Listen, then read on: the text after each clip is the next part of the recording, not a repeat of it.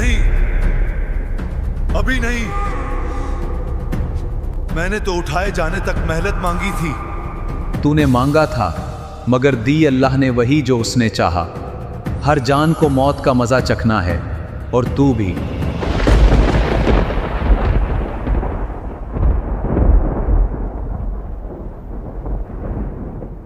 कुछ सवाल सिर्फ जहन नहीं हिलाते, इंसान के अंदर का सुकून भी छीन लेते हैं। आज का सवाल भी ऐसा ही है। शैतान, इब्लीस, जिसे मोहलत मिली, आखिर उसकी रूह कैसे कब्ज की जाएगी? वो जिसने सदियों तक इंसान को ये कहकर बहकाया अभी वक्त है, उसके लिए भी एक घड़ी लिखी जा चुकी है, एक मुकर्ररा घड़ी।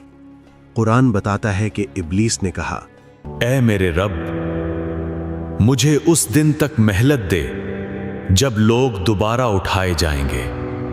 मगर जवाब आया, तुझे मोहलत दी गई मगर वक्ते मालूम तक। यानी इब्लीस अपनी मर्जी से नहीं जी रहा, अल्लाह के हुक्म से जी रहा है। इस्लाम अफसाने नहीं बनाता, उसूल बताता है, और कब्ज़े रूह का उसूल कुरान में साफ है। अल्लाह फरमाता है, अल्लाह ही जानों को मौत के वक्त और नींद के वक्त कब्ज़ करता है।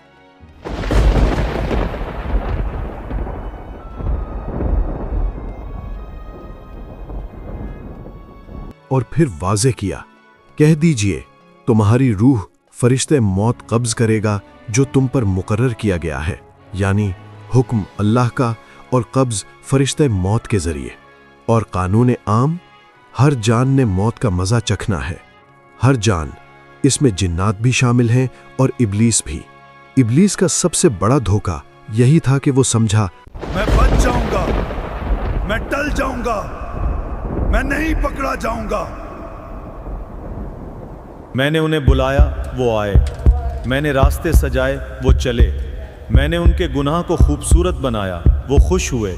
लेकिन फिर वो दिन आता है जब फैसला हो चुका होता है, और कुरान कहता है उस वक्त शैतान अपने पैरोकारों से खुद कहेगा, अल्लाह ने तुमसे सच्चा वादा किया था और मैंने भी वादा किया, मगर मैंने खिलाफ किया।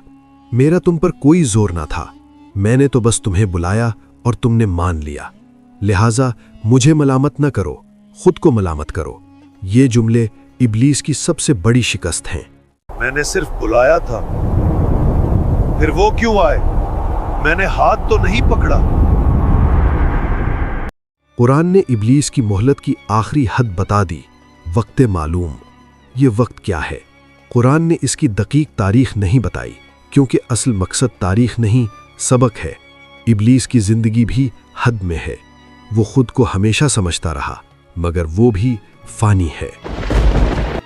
फरिश्ता-ए मौत, वो जिसका जिक्र कुरान में आया, वो किसी से नफरत की बुनियाद पर नहीं आता, वो हुक्म इलाही पर आता है।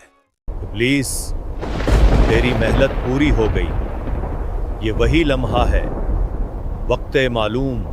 नहीं, अभी नहीं। मैंने तो उठाए जाने तक मेहनत मांगी थी। और यही वो मकाम है जहां कुरान का फर्क खुलता है।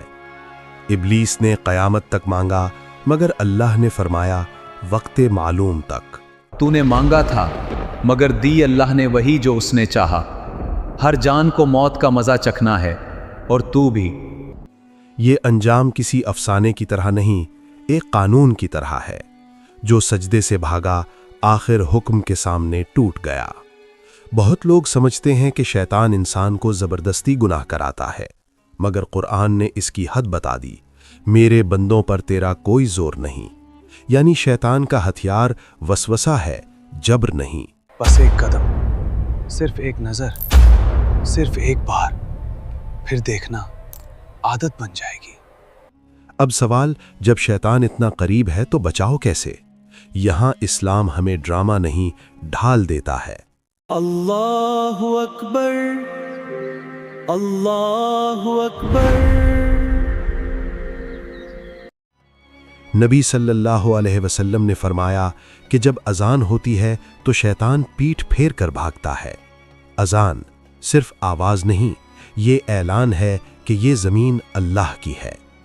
आयतुल कुर्सी, صحیح بخاری میں واقعہ ہے کہ صدقہ کی حفاظت کے دوران شیطان نے بتایا، سونے سے پہلے آیت الکرسی پڑھ لو، اللہ کی طرف سے محافظ مقرر ہوگا اور شیطان قریب نہیں آئے گا۔ اور نبی صلی اللہ علیہ وسلم نے فرمایا، اس نے سچ کہا حالانکہ وہ جھوٹا ہے۔ ہاں، آیت الکرسی یہ وہ دیوار ہے جسے میں پار نہیں کر سکتا۔ شیطان کی روح کیسے قبض ہوگی؟ اللہ کے حکم سے فرشتہ موت کے ذریعے وقت معلوم پر۔ مگر اصل سوال یہ ہے، ہم اپنی روح کے لیے تیار ہیں؟ کیونکہ جس دن فیصلہ ہو گیا، ابلیس کہے گا کہ میں نے تو بس بلایا تھا، تم آئے کیوں؟ وقت معلوم اس کا بھی آئے گا اور ہمارا بھی۔